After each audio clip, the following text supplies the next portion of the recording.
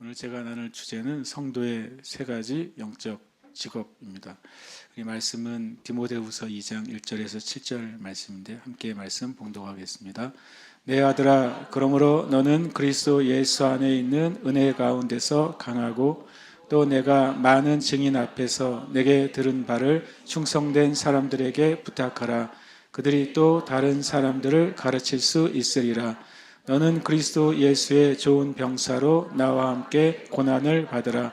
병사로 복무하는 자는 자기 생활에 얽매이는 자가 하나도 없나니 이는 병사로 모집한 자를 기쁘게 하려 함이라. 경기하는 자가 법대로 경기하지 아니하면 승리자의 관을 얻지 못할 것이며 수고하는 농부가 곡식을 먼저 받는 것이 마땅하니라. 내가 말하는 것을 생각해 보라. 주께서 범사에 내게 총명을 주시리라. 아멘. 오늘 말씀도 어찌 보면 우리 마태복음 이어가다가 또 다른 말씀을 하게 됐는데요. 오늘 우리가 1년에 한 번 하는 전교인 체육대이기도 하고 또 우리가 요즘 많이 이제 대통령 선거를 조기 대선을 앞에 두고 많은 생각을 갖게 됩니다. 국가에 대해서 그런 많은 국가가 도대체 무엇일까 이런 생각을 갖게 돼요. 국가의 정부나 권세는 또 무엇일까? 참 보면 우리가 역사를 다 알지는 못해도 수많은 권세자와 권력자들이 또 나타나지만 또 시간이 지나면 잊혀져요. 그리고 어떤 권세자는 10년, 20년 평생을 왕이나 또 절대 권력으로 살아가지만 역사에는 의외로 한두 줄만 남잖아요. 참 이런저런 생각을 많이 갖게 되는 때입니다. 그래서 또 우리 모든 사람이 하나님 안에서 어떻게 살아야 되느냐 그런 생각을 많이 갖게 되는 시간인 것 같습니다. 오늘 말씀은 이제 우리 그리스도인의 삶 가운데 제가 직업이라는 표현을 썼어요. 그러니까 우리가 베드로서에서는 우리의 그리스도인의 영적인 지위가 우리 왕 같은 제사장들이다. 또 우리가 거룩한 나라고 하나님의 백성이고 또 하나님의 영광을 나타내기 위한 선포자라는 말씀을 합니다. 근데 오늘 말씀에는 사도 바울을 통해 그리스도인이 이 땅에 어떤 정체성을 가지고 살아야 되는지를 말씀해 주시는 좋은 말씀으로 제가 묵상을 하게 됐습니다. 오늘 말씀에 보면 7절부터 저는 말씀을 나누고 싶은데 내가 말하는 것을 생각해 보라. 주께서 범사에 내게 총명을 주시리라. 사람들이 다 이제 뭘 원하냐면 내 인생을 살아가는 지혜를 원하잖아요. 어떤 선택의 순간에 최고의 선택을 하기를 원하잖아요. 그리고 또 내가 하는 일에 좋은 결과가 있기를 원하잖아요.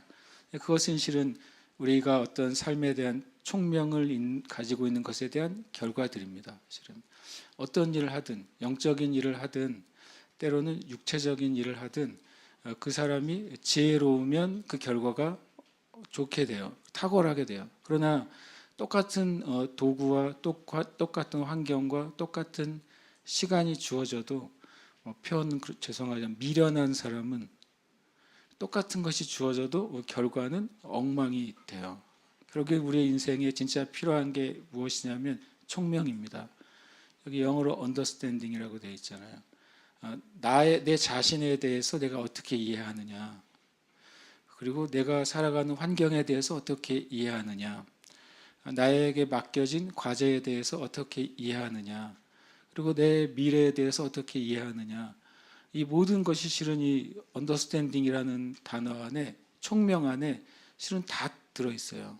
그래서 제가 매일 잠언을 한 장씩 묵상한다는 말씀을 자주 드리잖아요. 잠언이 31장까지 돼 있지 않습니까? 딱 한 달에 한 번씩 읽으라고 주님이 31장 주셨는데 안 읽으면 안 되겠죠. 잠언은 그 날짜 잠언을 그냥 읽으세요. 오늘이 25일이면 25장 읽는 거예요. 그러면 30일에서 끝나는 날은 어떻게 하냐? 그럼 30일 날 30장, 31장 읽어야죠. 2월 달이 제일 힘들어요. 28일 날 28, 29, 30, 31장 읽어야 돼요. 어찌 됐든 실제로 많은 믿음의 위대한 선진들이 이 잠언을 매일 그 날짜에 맞춰서 읽었다는 많은 기록이 있습니다. 잠언의 주제가 뭡니까? 총명이죠. 하나님도 하나님을 아는 지혜도 하나님으로부터 와야 돼요. 나를 아는 지혜도 하나님으로부터 와야 돼요. 우리 인생과 내 주변을 둘러싼 모든 것에 대한 지혜도 하나님으로부터 와야 돼요. 지혜가 없는 사람은 정말로 정말 노력을 하는데 결과가 없어요. 만약에 좀 냉정한 말이지만 여러분이 정말 노력하는데 결과가 없다면 여러분은 그 일에 대해서 지혜가 없는 거예요. 그냥 성경은 분명히 지혜가 부어지면 좋은 결과가 있을 거라고 계속 말씀하세요. 내 삶에 좋은 결과가 없다. 그건 아주 단적으로 저와 여러분 안에 그 영역에 지혜가 없는 것입니다. 운이 없는 게 아니에요. 우리는 운이 없다고 생각해요. 운이 없는 게 아니라 그 영역에 하나님의 지혜가 없는 것입니다. 이 디모데후서 2장 7절에 왜 총명이 있고 없고에 대한 원인을 하나 얘기해 주는데요. 뭡니까? 생각이 없으면 총명이 없어요. 7절에 보면 내가 말하는 것을 뭐라고요? 생각해 보라는 것입니다. 여러분, 말씀을 그냥 읽는 사람과 말씀을 생각해 보는 사람은 완전히 달라요. 뭐가 다를까요? 말씀을 그냥 읽는 사람은 총명이 주어지지 않아요. 그러나 말씀을 읽고 생각하는 사람에겐 총명이 주어져요. 여러분, 말씀을 읽을 때 먼저는 말씀을 쭉 BIR을 따라 아니면 여러분이 창세기부터 계시록을 따라 말씀을 늘 읽는 삶을 사시기를 축복합니다. 그리고 또 한편 말씀을 깊이 묵상하는 그런 삶을 사시기를 축복합니다. 말씀을 묵상하는 방법은 아주 단순합니다. 따라해 볼까요? 성경이 무엇을 말하느냐? 한 번 더. 성경이 무엇을 말하느냐? 로마서에서 사도 바울이 한 말이에요. 성경을 읽을 때 단순한 질문을 가지고 있어야 돼요. 이 성경이 무엇을 말씀하시지? 육하 원칙을 다 들이댈 필요 없이 그냥 성경적인 질문이죠. 내가 읽는 이 말씀이 무엇을 말씀하시지? 나에게 어떤 말씀을 하시는 것인가? 이것을 그냥 마음속에 장착을 하고 읽어야 돼요. 성경이 무엇을 말하는가? 그러면 대부분 성경을 읽을 때 성경이 무엇을 말하는지 몰라요. 아세요? 모르고 읽어요. 모르고. 성경의 내용을 아는 것이지 이 성경이 나에 대해서, 내 삶에 대해서, 나를 둘러싼 환경에 대해서, 내 인생에 대해서 무엇을 말하는지 모르고 읽어요. 그런데 그 말씀을 계속 질문하면서 읽을 때 놀랍게도 주님이 총명을 주신다고 그랬어요. 이 말씀 보시면 내가 말하는 것을 생각해 보라. 생각하는 주체는 누구예요? 나지요. 혹시 그런 기도 하지 마세요. 주님 생각하게 하여 주시옵소서. 그런 일은 절대 안 일어나요. 왜냐하면 생각하는 건 누가 해야 되니까? 내가 해야 되니까. 두 가지 기도 제목은 절대 안 이루어지는 거 아시죠? 하나님이 이미 주신 것을 달라고 하는 기도 제목은 안 이루어집니다. 주님은 똑같은 것을 두 번 주실 필요가 없으신 분이에요. 왜냐하면 주님이 주신 것은 완전하니까. 주님이 주신 것에 더 더할 필요가 없으시죠. 하나님이 완전하시니까 성경에 나는 이것을 너희에게 주었다 라고 말씀하신 것은 더 주시지 않아요. 왜냐하면 완전히 그것이 우리에게 주어졌기 때문에. 두 번째 절대 응답될 수 없는 기도가 뭐라고요? 하나님이 우리 보고 하라고 말씀하셨는데 그것을 하나님께 해달라고 하는 기도는 절대 안 이루어집니다. 근데 제가 그 말씀 드렸어요. 묘하게도 제가 어렸을 때부터 해온 기도 가운데 90%는 그런 기도예요. 90%요. 하나님이 우리 보고 하라고 하셨는데 우리는 계속 하나님께 해달라고 하는 기도 제목들. 그건 절대 안 이루어져요. 그러니까 많은 사람들의 기도가 왜 응답이 안 되냐면요. 응답될 수 없는 기도를 하는 거예요. 생각해보라. 이것은 누가 하는 것입니까? 저와 여러분입니다. 이게 굉장히 큰 키예요. 우리의 인생 가운데 어떤 우리의 인생을 푸는 그 열쇠와 지혜는 말씀을 생각해 보는 삶을 사느냐, 말씀을 생각하지 않는 삶을 사느냐 하는 것입니다. 시편 1편에 복 있는 사람으로 시작되고 시편 150편은 하나님을 찬양하는 것으로 끝나잖아요. 복 있는 사람은 말씀을 주야로 묵상하는 사람입니다.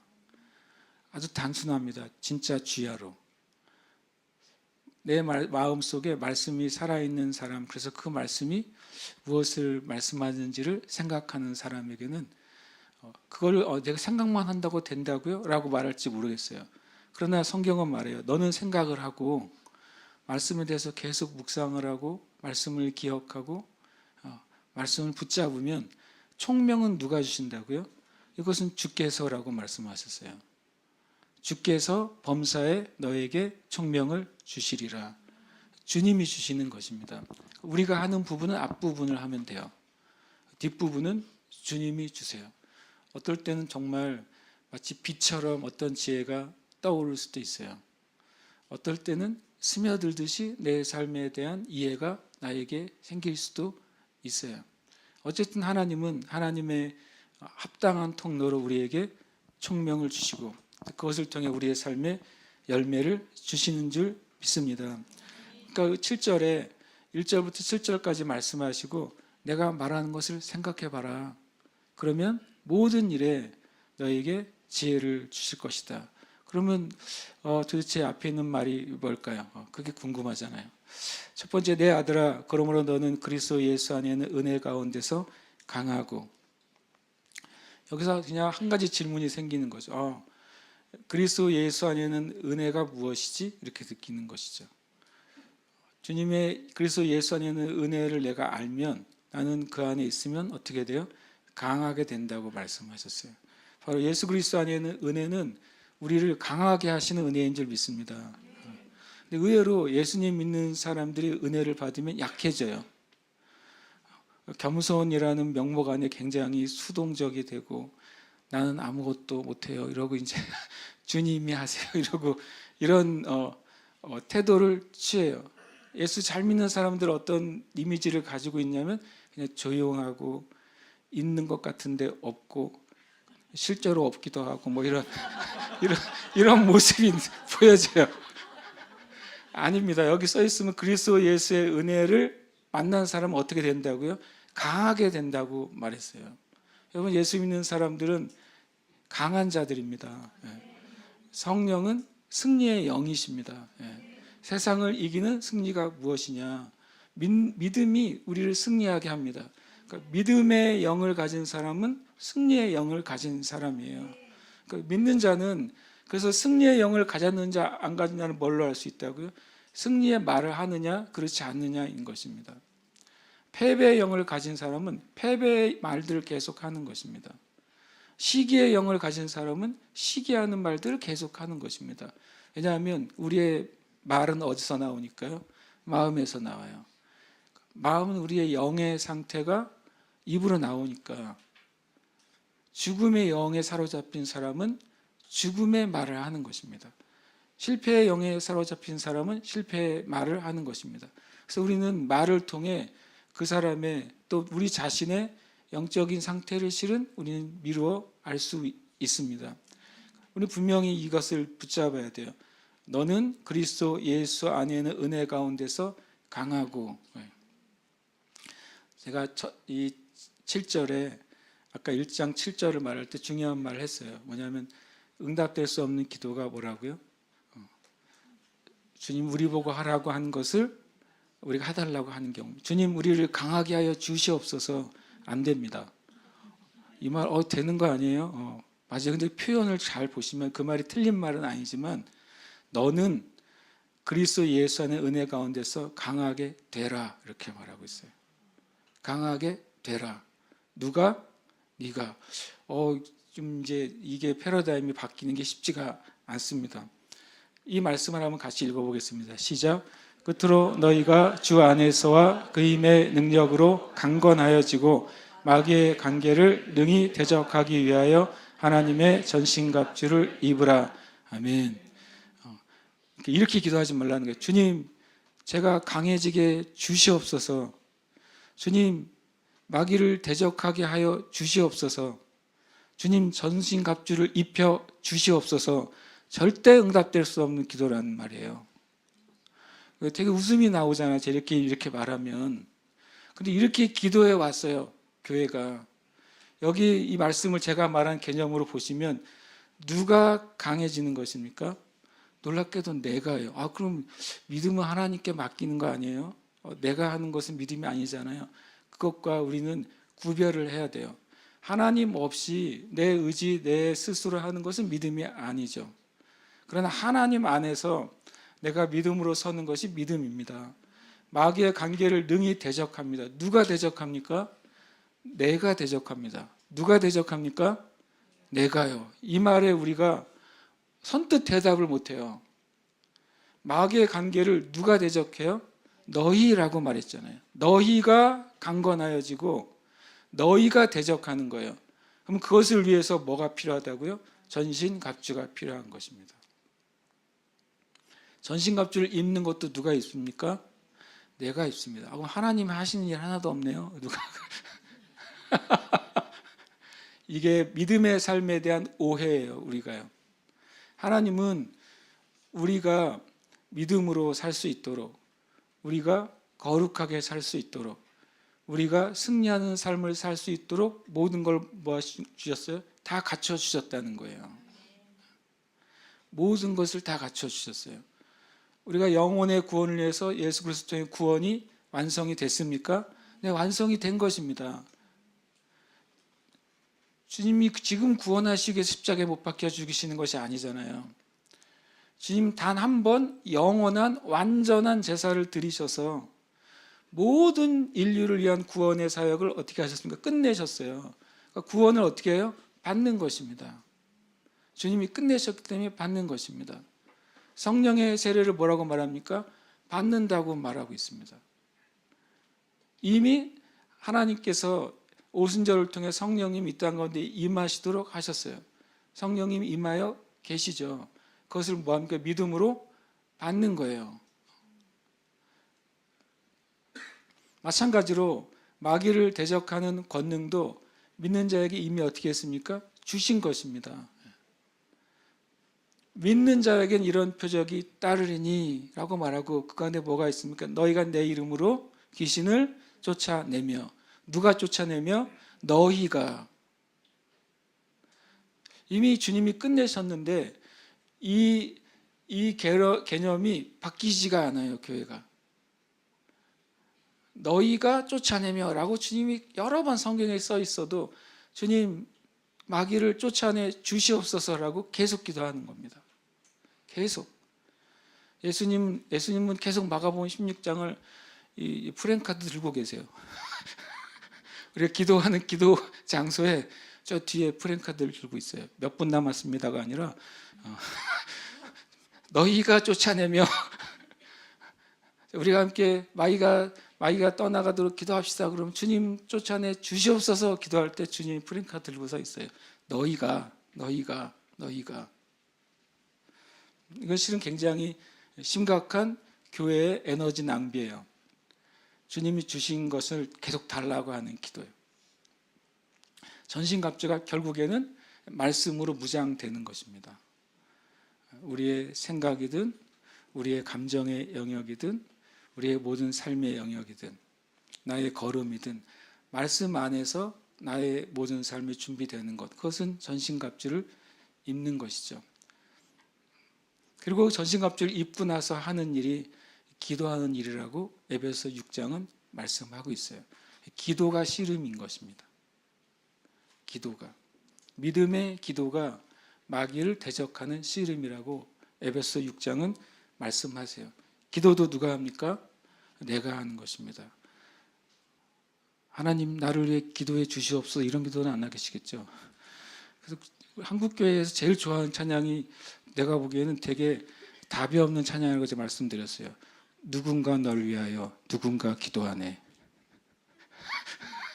한국교회의 베스트 텐 안에 들어가는 곡이더라고요. 근데 그건 성경적이지 않습니다.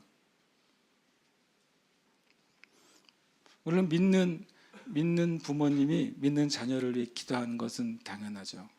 믿는 형제 자매들이 서로를 위해 기도하는 것은 당연하죠. 그리고 그것을 내가 그 고백으로 우리 부모님 나를 위해 기도하시는 것 때문에 나는 감사해요. 우리는 말할 수 있어요. 형제 자매들 나를 위해 기도하는 것에 대해 감사합니다 라고 말할 수 있습니다. 그러나 내가 기도의 삶을 살지 않으면서 누군가 나를 위해 기도하니까 잘 될 거야. 이 기독교 미신이에요. 일종의. 여러분, 우리가 주님 앞에 성경에서 말씀하시는 바를 잡을 때 성경에서 약속하신 것을 얻는 것입니다. 저 여러분이 그 믿음의 삶에 온전히 서시기를 축복합니다. 아멘. 이 말씀에 의하면 아주 작은 어린 신자도 마귀를 대적할 수 있는 것입니다. 왜냐하면 그것이 그리스도인의 본성 안에 있는 권세이기 때문에 그렇습니다. 그러면서 이제 또 내가 많은 증인 앞에서 내게 들은 바를 충성된 사람들에게 부탁하라. 그들이 또 다른 사람들을 가르칠 수 있으리라. 이 말씀은 1절을 전제로 하잖아요.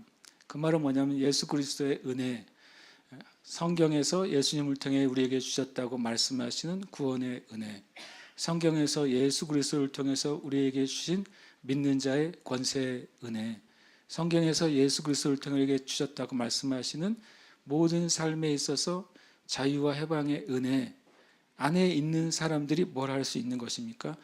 다른 사람들에게 복음을 전하고 믿음의 새로운 세대를 일으킬 수 있는 것인 줄 믿습니다. 저와 여러분은 예수 그리스도의 은혜 안에서 강하게 돼야 됩니다. 그래서 우리가 많은 증인 앞에서 내게 들은 바를 충성된 사람들에게 부탁하라. 이 사도 바울이 디모데에게 한 권면이죠. 디모데는 다른 충성된 많은 제자들과 함께 사도 바울의 말씀을 들었습니다.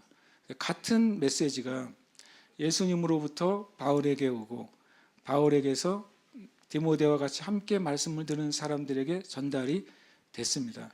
같은 메시지, 같은 진리, 같은 기준이 전달이 된 것입니다. 그래서 그것을 다른 사람들에게 부탁하고 또 다른 사람을 가르칠 수 있으리라. 이 뒤에 있는 표현은 어떤 면에서는 조금 이해를 달리해야 됩니다.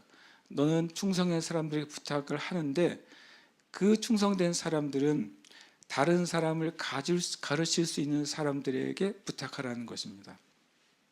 이게 원래의 의미인 것이죠. 교회는 한 라인 안에 있어야 돼요. 한 라인 안에. 어느 국가든지 초중고 이렇게 이런 공교육을 가지고 있잖아요. 공교육을 하는 이유는 뭐 교육 복지의 차원도 있지만 그 나라가 한 사상과 한 기준을 갖게 하기 위해서 그런 것입니다. 만약에 한 나라 안에 10가지, 100가지의 사상과 기준이 존재한다면 그 나라는 그냥 몇 년 못 가고 그냥 무너지게 될 겁니다. 이 대한민국을 보세요. 대한민국 안에도 어떤 면에서는 2가지 사상이 있잖아요. 2가지 사상만 부딪히는데도 이 80년 가까이 정치가 엉망이에요. 만약에 한 나라에 2가지, 3가지, 10가지의 사상이 다 허용되고 존재한다고 생각해 보십시오. 이것은 정말 몇 년 못 갈 겁니다. 그 나라가요. 그런 면에 있어서는 나라는 사상 전쟁, 체제 전쟁이 맞죠. 그 나라가 뭐 좀 이렇게 말하면 뭐야, 좀 공산주의 국가도 공산주의 체제로 올인을 해야 그 나라가 가는 거예요. 민주주의 국가는 자유민주주의의 사상으로 올인이 돼야 그 나라가 가는 거예요. 둘 다 그게 무너지면 불안해지는 나라가 되는 거예요. 근데 하나님의 나라는 어떻겠습니까? 하나님의 나라 안에 이렇게 말하는 신학자들이 있습니다. 이런 신학 저런 신학도 다 필요하죠. 가만히 생각해 보세요. 이 세상 국가 안에서도 한 국가 안에 다른 사상이 여러 개 존재하는 만큼 그 나라가 혼란스럽잖아요. 그 나라의 안보 자체가 위태롭잖아요. 근데 하나님의 나라인데 하나님의 나라 안에 이러저러 다른 사상과 신학을 다 허용하자, 이것만큼 마귀적인 게 어디 있습니까? 그냥 우리 스스로 분열돼서 끝내자 하는 말과 뭐가 다르겠습니까? 근데 놀랍게도 이것이 교회 안에 설득력이 있어졌어요. 그렇잖아요. 다들 그렇게 생각, 그렇지, 저렇게, 저 교수님은 저렇게 생각하는구나. 그냥 받아들여요. 저 신학자는 그렇게 생각하는구나. 받아들여요. 실은 우리 스스로가 하나님의 나라 안에 있다는 사실을 때로는 망각하는 것입니다. 디모데후서 2장 2절은 믿음의 영적인 네 세대를 우리에게 보여줘요. 먼저 첫 번째, 여기 너라고 하는 존재, 이것은 디모데죠. 믿음의 2세대입니다. 나라고 하는 존재, 바울이죠. 믿음의 첫 세대입니다. 나를 기준으로 우리는 바른 진리를 가지고 있는 믿음의 선진으로부터, 믿음의 교사로부터, 믿음의 지도자로부터 말씀을 받아야만 되는 존재입니다. 디모데가 사도 바울에게 주신, 예수님께서 주신 계시의 복음을 받았어요. 그래서 1대에서 2대가 엄청 중요하죠. 바른 진리가 나에게 들어왔느냐, 나는 바른 진리를 받는 통로를 가지고 있느냐, 이것이 엄청 중요한 일이 되는 것입니다. 그래서 실은 좀 표현은 그렇지만 교회를 잘 선택해야 되는 것입니다. 그런 면에서는 이 땅에 있는 목회자들의 그 책임은 엄청나게 막중한 것입니다. 바른 진리를 만약에 흘려보내지 않는다면 하나님이 그 교회에 속한 성도들을 통해서 이루실 하나님의 나라는 질이 멸렬하게 되는 겁니다. 세워질 수가 없는 것입니다. 그리고 이 디모데 다음에 충성된 사람들이 있습니다. 충성된 사람들이 믿음의 3대가 되는 것이죠. 세 번째 세대가 되는 것입니다. 그리고 충성된 사람들을 통해 또 다른 충성된 사람들이 일어나는 것입니다. 이것이 믿음의 네 번째 4세대가 되는 것입니다. 저는 저와 여러분이 삶 가운데 정말 이런 기도를 해야 된다고 생각합니다. 주님, 저를 통해 믿음의 네 세대가 세워지게 해주시옵소서. 이 교회를 통해 믿음의 세대가, 네 세대가 계속 이어지는 교회가 되게 하여 주시옵소서. 여호수아 맨 끝에 되게 아픈 말이 있잖아요. 여호수아가 생존할 동안에, 그리고 여호수아 함께했던 그 장로들이 생존할 동안에는 이스라엘 백성들이 하나님을 따랐어요.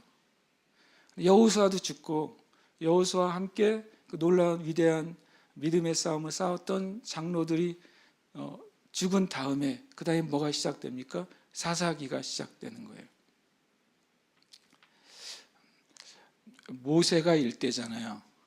여호수아가 2대예요. 또 여호수아와 함께 했던 장로들이 3대예요. 그런데 사사기에 보니까 그 4대가 없어요. 사사기의 주제가 뭡니까? 왕이 없으므로 자기의 소견대로 행하는 세대. 이게 수백 년이나 갔어요. 수백 년이나. 교회는 철저하게 한 진리, 한 복음 안에 세워져야 되는 줄 믿습니다. 그래서 성경에서 말씀하시 않은 복음을 우리가 온전히 그것을 거절해야 돼요. 성경의 진리가 아닌 것을 우리는 타협해서는 안 되는 것입니다. 결국에는 예수 그리스도의 증인된 삶의 결과는 나와 같은 그리스도인을 만드는 겁니다. 나와 같이 하나님 사랑하는 그리스도인 만드는 거예요. 나처럼 믿음으로 살아가는 그리스도인들을 만드는 것입니다. 나처럼 믿음에 승리하는 삶을 사는 그리스도인을 만드는 거예요. 그러려면 내가 하나님 앞에 바로 서면 되는 것입니다. 그것은 자연스럽게 물처럼 흘러가는 은혜인 줄 믿습니다. 그 뒤에 이제 3절부터 6절까지는 이러한 그 증인의 삶을 살아가는 성도의 영적인 세 가지 직업에 대해서 보여주고, 그것이 그리스도인이 실제 일상생활에서 어떤 일을 하는 존재인지를 보여주는 말씀이 됩니다. 너는 그리스도 예수의 좋은 병사로 나와 함께 고난을 받으라. 사도 바울은 그리스도인의 영적인 직업이 첫 번째로는 군인이라고 말씀하고 있습니다. 군인이 우리의 첫 번째 직업이에요. 두 번째 직업은 국가대표 선수라고 말씀하십니다. 하나님 나라의 대표 선수이죠. 세 번째 영적인 직업은 바로 농부라고 말씀하시는 것입니다. 저와 여러분은 본질적으로는 하나님 나라의 백성이죠. 하나님의 자녀입니다. 근데 우리가 살아가는 삶 안에서는 세 가지 영역의 직업을 가진 삶으로 살아야 돼요. 그것은 바로 군과 선수와 농부인 삶인 것입니다. 그것에 대해서 오늘 짧지만 명확하게 기준을 제시해 줍니다. 그리스도 예수의 좋은 군사로 나와 함께 고난을 받으라. 우리가 군사로 살아가는 우리의 직업 안에는 뭐가 있습니까? 고난이 있다고 분명히 말씀하고 있습니다. 고난과 고생은 다른 것입니다. 우리 가끔 예수 믿으면서 어떤 고생이 되는 삶을 살면 내가 고난 가운데 있다고 생각합니다. 그렇지 않습니다. 고난은 명확하게 내가 진리로 살아가는 것 때문에 부딪히는 비진리의 상황이에요. 그게 고난인 것입니다. 예수님 이름으로 여러분이 재벌이 되시길 축복합니다. 예수님 이름으로 재벌된 사람이 어떤 고난이 있겠어요? 세상의 경제의 법칙이 고난이죠. 세상의 법칙이 있을 거 아닙니까? 세상의 돈이 돌아가는 법칙 안에 내가 재벌이 됐어요. 그럼 내가 하나님의 법칙, 경제의 법칙으로 살기 위해서 애쓰고 힘쓰는 것이 고난이 될 것입니다. 우리가 믿는 자의 고난에 대한 개념을 바꾸지 않으면 예수 믿으면서 고생하는 삶을 받아들여요. 그래서 예수 믿으면서도 고생하는 삶에서 탈출하지 못하는 이유가 그것을 고난으로 여기기 때문에 그렇습니다. 고난은 어떻게 해야 돼요? 인내해야 되잖아요. 고난은 인내하고 견디라고 그랬어요, 성경에. 그러니까 고생하는 삶을 고난으로 여기는 순간 그리스도인들이 그냥 그것을 인내하고 살다가 하나님 나라는 갑니다. 그래서 하나님이 기뻐하시는 삶은 절대로 아닌 것입니다.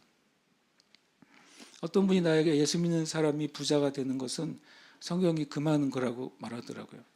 우리가 잘 알잖아요.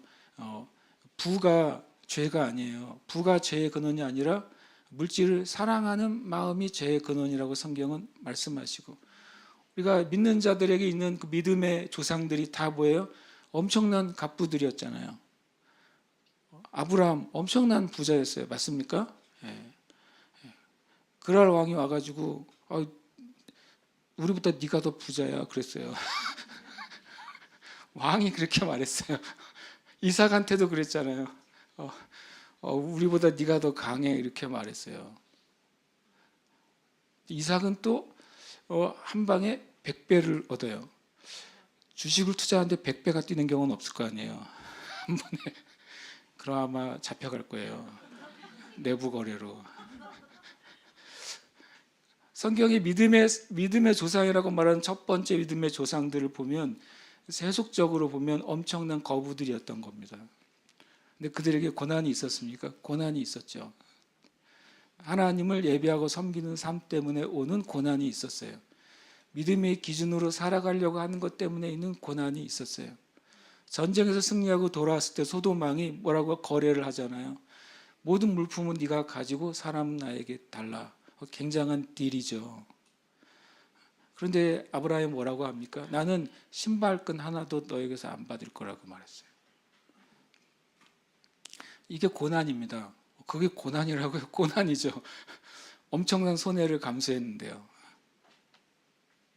그러나 아브라함이 그 과정을 통해서 하나님을 온전히 의지하는 것을 배우게 된 것입니다. 그 일이 있은 다음에 주님이 뭐라고 말씀하십니까? 꿈에서 너는 두려워하지 마라. 내가 너의 방패요, 내가 너의 상급이다. 놀라운 하나님이신 것이죠. 내 왕을 격파하고 밤에 아주 기습을 해가지고 무찌르고 찾아왔는데 아브라함의 마음에 불안함이 있잖아요. 그 내 왕의 내 나라가 또 이 아브라함 작은 한 주먹도 안 되는 아브라함의 가족이잖아요. 그들이 내 나라가 또 밤에 공격하면 언제든지 쫓아올 수 있잖아요. 아브라함의 깊은 곳에 그것이 있는 것이죠. 또 하나는 마귀가 뭘 주었겠어요? 야, 그 소돔 왕이 제안한 수많은 재물을 굳이 네가 거절할 필요는 없잖아. 그거 죄는 아니잖아. 그럴 수 있잖아요. 근데 그날 밤에 성경을 보시면 그 소돔과 고모라 사건 바로 뒤에 16장에 말씀하시는 거예요. 그날 밤에 주님이 나타나셔서 두려워하지 마라. 아브라함 안에 그 깊은 곳에 그 두려움이 있었던 것이죠. 그리고 나는 너의 방패요, 나는 너의 상급이다 라고 말씀하시고, 아브라함을 일으켜 깨우셔서 하늘의 별을 보여주시고 너의 자손이 저 별과 같이 많아질 것이다 라고 약속하시잖아요. 그때 아브라함이 하나님이 하신 그 말씀을 믿으니 하나님이 그것을 의로 여기시고 라고 말씀하시는 겁니다. 여러분, 우리가 우리의 삶 가운데 믿음의 고난은 환영하십시오. 그것이 고생이 아니니까요. 심지어는 믿음의 고난이 고생의 형태로 올 수도 있어요. 믿음의 고난이 요셉에게 감옥에 갔잖아요. 믿음의 고난이 고생의 형태로 올 수 있죠. 믿음의 고난이 욥에게 많은 것을 잃어버리는 삶의 형태로 올 수도 있습니다. 그러나 분명히 고생과 고난을 구별할 때 하나님은 회복하시는 은혜를 우리에게 주시는 것입니다. 그리스도 예수의 좋은 병사로 고난을 받을 때 하나님이 놀라운 은혜를 우리에게 주시는 줄 믿는 것입니다. 그리고 그리스도의 병사로 복무하는 자는 자기 생활에 얽매이는 자가 하나도 없다. 이는 병사로 모집한 자를 기쁘게 하려 함이라 라고 말합니다. 그래서 자기 생활이 무엇을 말할까요? 예수 믿는 사람은 가정일을 다 때려치우고 교회에서 여전도회로 여선교회로 월화수목 금토일이 아니라 월화수목 주일 이렇게 살아야 되느냐, 그 말을 의미하는 게 아니잖아요. 이 말씀을 의미한다고 저는 생각합니다. 함께 읽겠습니다. 이는 세상에 있는 모든 것이 육신의 정욕과 안목의 정욕과 이생의 자랑이니 다 아버지께로부터 온 것이 아니요 세상으로부터 온 것이라. 이 세상도 그 정욕도 지나가되 오직 하나님의 뜻을 행하는 자는 영원히 거하느니라. 아멘.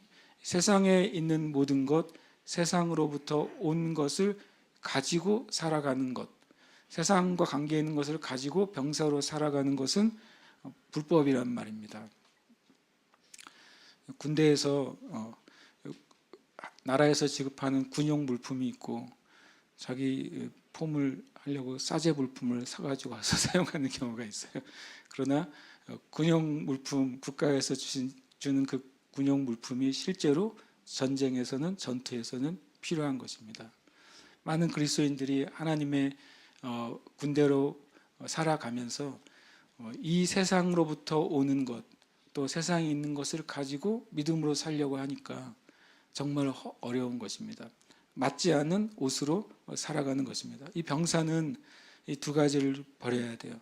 세상에 있는 것을 버려야 되고 세상으로부터 온 것을 버려야 돼요. 이것을 버린 상태로 세상에서 사는 것입니다. 분리된 상태가 아니라 구별된 상태로 살아야 되는 줄 믿습니다. 그리고 두 번째 그리스도인의 영적인 직업은 바로 국가대표 선수죠. 하나님 나라의 국가대표 선수입니다. 경기하는 자라고 말했습니다. 법대로 경기해야 승리한다. 그건 너무 당연한 진리이죠. 법을 알아야 법대로 살죠. 그죠? 법을 모르면 법대로 못 살아요. 이따가 우리 체육대회 할 때 제일 중요한 시간이 언제인 줄 아십니까? 게임 규칙을 설명할 때가 제일 중요합니다. 그때 잘 들어야 게임 규칙대로 게임을 하지 그 결과가 우리의 것이 되는 것이죠. 그리고 또 법을 알아야 될 뿐만 아니라 법에 순종해야 하는 것입니다. 제일 악인이 누구겠습니까? 법을 악용하는 자죠. 법을 아는데 법을 교묘히 빠져나갑니다. 대한민국에 아주 훌륭한 단어가 하나 생겼잖아요. 법꾸라지. 그래서 야, 진짜 우리나라는 신기한 말 잘 만들어낸다. 법꾸라지는 법을 잘 아는 자입니다. 그렇잖아요. 법을 누구보다도 잘 아는 거예요. 그런데 마음이 법에 순종하지 않는 자입니다. 여러분, 우리가 하나님의 말씀을 아는 게 첫 번째요. 하나님의 말씀에 순종하는 게 두 번째인 것입니다. 법을 알고 법에 순종하시길 축복합니다. 아멘. 그러면 그리스도인들이 이 땅에 있는 하나님 나라의 대표 선수로서 알아야 될 법, 순종해야 될 법이 뭡니까? 성경에 그 법 이름이 있어요. 무슨 법일까요? 성경에 나온 법 같이 한번 읽겠습니다. 시작. 그런즉 자랑할 데가 어디냐 있을 수가 없느니라. 무슨 법으로냐 행위로가 아니 오직 믿음의 법으로니라. 아멘. 노란색만 읽겠습니다. 시작. 오직 믿음의 법으로. 이 로마서 3장은 뭐에 대해서 말씀하시냐면 율법이 아니라 믿음의 법이다 이 말을 하고 있어요. 토라가 율법이잖아요. 근데 사람들은 믿음을 법이라고 생각하지 않습니다. 근데 로마서는 믿음을 법이라고 말하고 있다는 사실을 우리가 잘 인식을 못해요. 로마서는 믿음은 법이라고 말합니다. 믿음의 법입니다. 법은 결과를 만들어내잖아요. 믿음도 결과를 만들어내는 것입니다.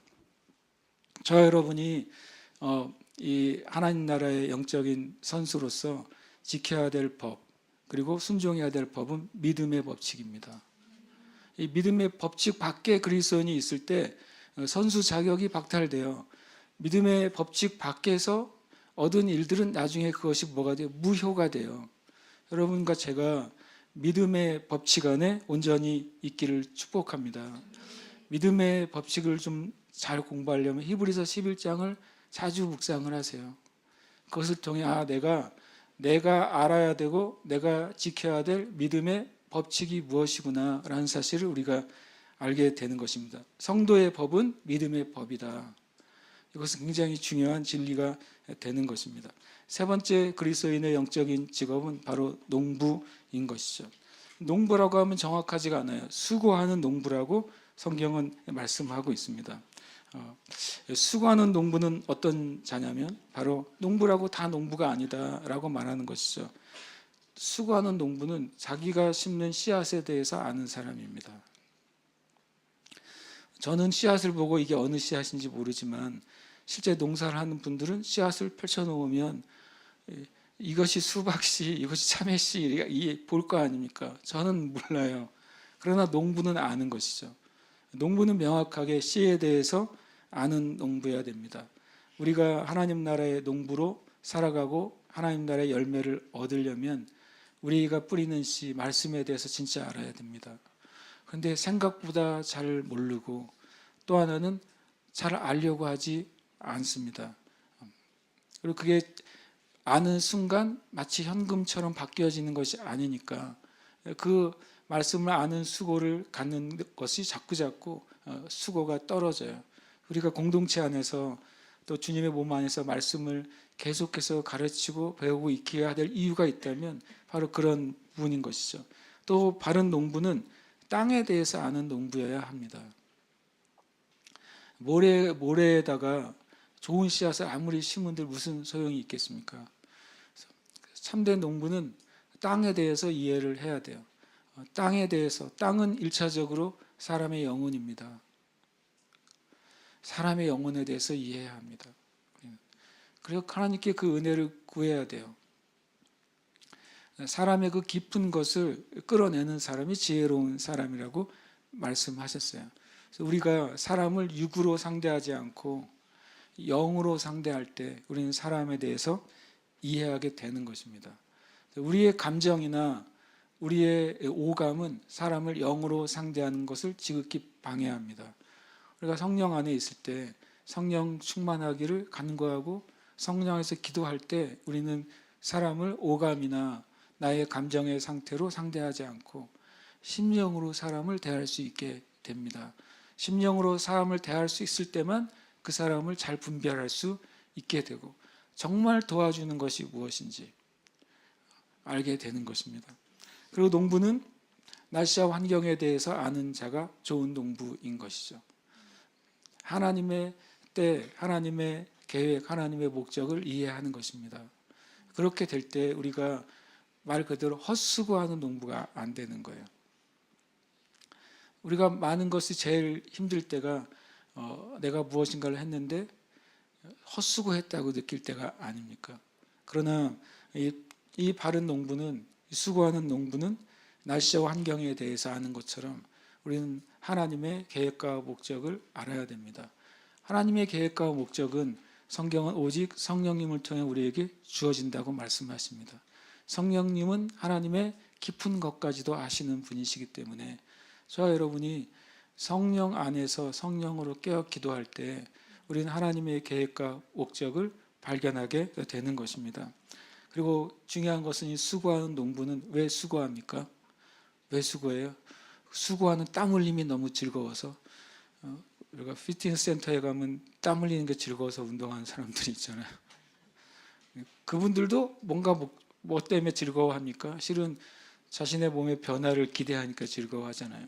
근데 하물며 그럴진데 영적인 농부의 삶은 앞으로 있을 영적인 추수에 대한 기쁨이 있어야 이 모든 고난이나 역경이나 수고나 시간을 견뎌낼 수 있는 것입니다. 그것의 우리의 모델이 바로 예수 그리스도이십니다. 함께 읽겠습니다. 그가 자기 영혼에 수고한 것을 보고 만족하게 여길 것이라. 나의 의로운 종이 자기 지식으로 많은 사람을 의롭게 하며 또 그들의 죄악을 친히 담당하리로다. 아멘.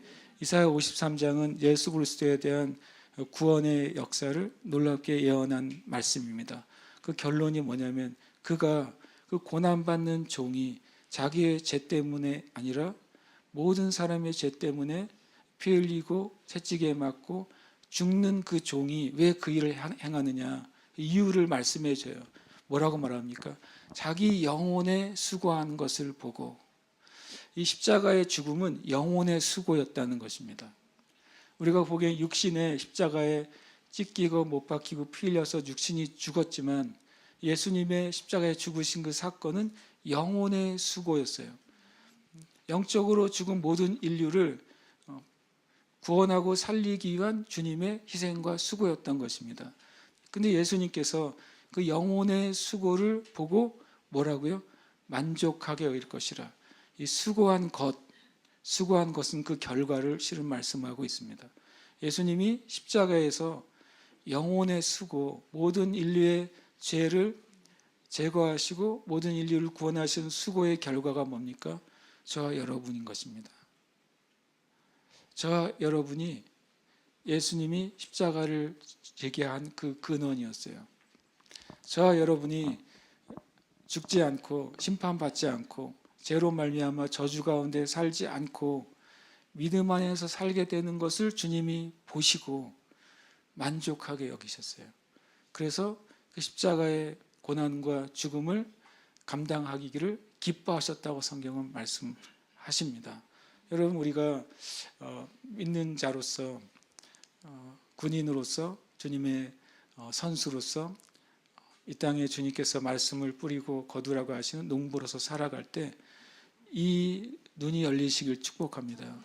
내가 주님을 위해서 이런 직업을 가지고 또 이런 직업이나 직장 안에서 주님의 가치와 진리로 말하고 행동하고 살아가는 것을 통해 하나님은 이런 놀라운 열매를 주시겠구나, 이런 변화를 주시겠구나, 이런 놀라운 역사를 주시겠구나라고 하는 것을 우리가 볼 수 있을 때 우리는 놀랍게도 우리의 삶 안에 진짜 기쁨과 만족을 얻는다는 것입니다.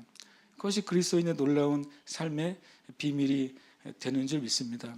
저와 여러분 안에 저도 마찬가지고 우리가 믿음으로 사는 삶의 그 놀라운 열매를 보게 되시길 축복합니다. 그래서 에베소 1장은 뭐라고 말하고 있냐면 성도의 기업의 영광의 풍성함이라고 말하고 있는 것입니다. 지혜와 계시의 영인 성령님 우리에게 임하시고 우리의 눈이 밝아졌을 때, 영의 눈이 밝아졌을 때 비로소 성도에게 주신 기업, 우리 각자에게 어떤 직업이든 직장이든 사업이든 부르심이든 그 기업 안에 얼마나 영광스러운 풍성함이 있는지를 보게 되는 것입니다. 그것을 보는 사람은 내가 지금 수고하고 또 어떨 때는 씨름하고 그것 때문에 눈물을 흘리기도 하고 내가 희생을 치르기도 하지만 그러나 그 열매를 내가 보게 된다면 그 안에 얼마나 영광스러운 풍성함이 있다는 사실을 보게 된다면 어느 누가 그 길을 마다하겠습니까? 어느 누가 그 길을 가다가 멈추겠습니까? 주님이 수많은 영혼들이 살아나고 하나님이 그들에게 주신 부르심이 성취되는 것을 보셨기 때문에 십자가를 지시면서도 하나님께 감사할 수 있었던 것입니다. 십자가를 지시면서도 십자가를 지게 한 이들을 용서하실 수 있었던 것입니다. 십자가를 지시면서도 하나님의 뜻이 이루어진 것에 대해서 하나님께 올려드렸던 것입니다. 저 여러분에게도 그 은혜가 더하시기를 축복합니다. 함께 이 시간 우리 기도하고 고백하고 기도하도록 하겠습니다. 함께 고백하겠습니다. 나는 말씀을 묵상함으로 하나님 나라와 인생의 모든 삶에 대한 지혜를 얻습니다. 아멘. 한 번 더요. 나는 말씀을 묵상함으로 하나님 나라와 인생의 모든 삶에 대한 지혜를 얻습니다. 아멘. 고백합니다. 나를 통하여 복음의 능력을 나타내는 믿음의 내 세대들이 세워질 것입니다. 아멘. 한 번 더요. 나를 통하여 복음의 능력을 나타내는 믿음의 내 세대들이 세워질 것입니다. 아멘. 고백합니다.